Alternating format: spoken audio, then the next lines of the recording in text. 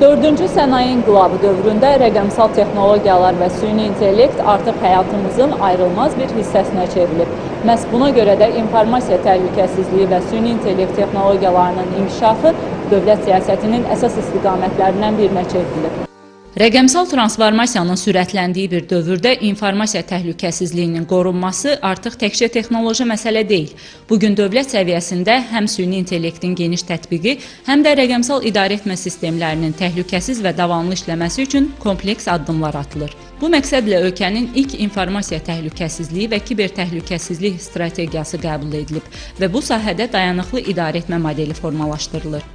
Bu deməkdir ki, artıq bizim rəqəmsal dövlətimiz nəinki Azərbaycan Respublikasının ərazisində yaşayan insanların və dövlət qurumlarının və yaxud da digər qurumların eyni zamanda bütün internet aləmində Azərbaycan dövlətinin marağının təmin olunması, ölkəmizə müxtəlif həm daxildə, həm də xaricdə olan kiber təhlükələrə qarşı dayanıqlı, davamlı mexanizmlərin işlənilməsi, ölkəmizdə kiber təhlükəsizliyi üzrə bir ekosistemin formalaşdırmasından söhbət gedir.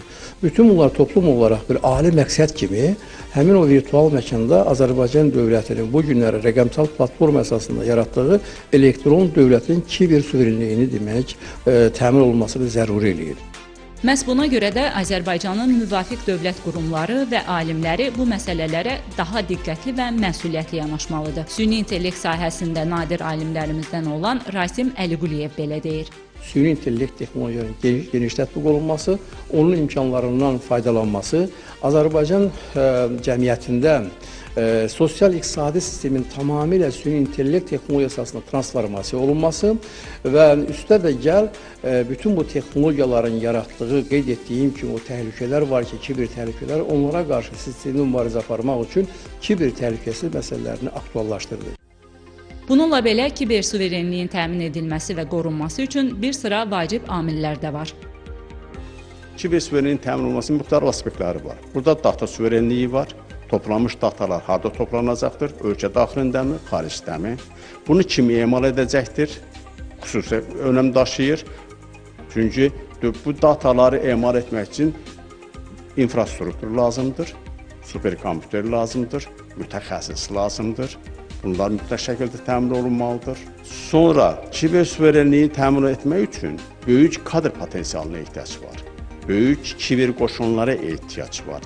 Artıq ölkədə mövcud strategiya çərçivəsində qurumların məsuliyyətləri müəyyən edilib. Bu sahəyə kompleks yanaşma prioritet kimi dəyərləndirilir.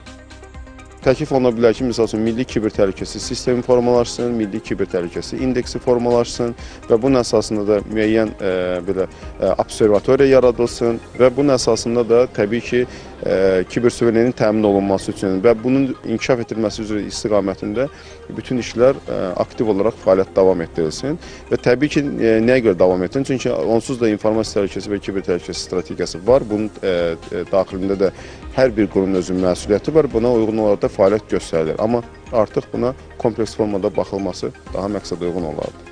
Rəqəmsal dövrdə hər yeni texnologiya yeni imkanlarla yanaşı yeni risklər də yaradır. Bu səbəbdən də kiber təhlükəsizliyin gücləndirilməsi, rəqəmsal suverenliyin qorunması və milli informasiya məkanının müdafiəsi ölkəmiz üçün strateji əhəmiyyət daşıyır. Qəbul olunan strategiya, formalaşdırılan idarəetmə modeli və elmi tədqiqat qurumlarının iştirakı ilə ölkədə kiber təhlükəsizliyə sistemli yanaşma tətbiq olunur.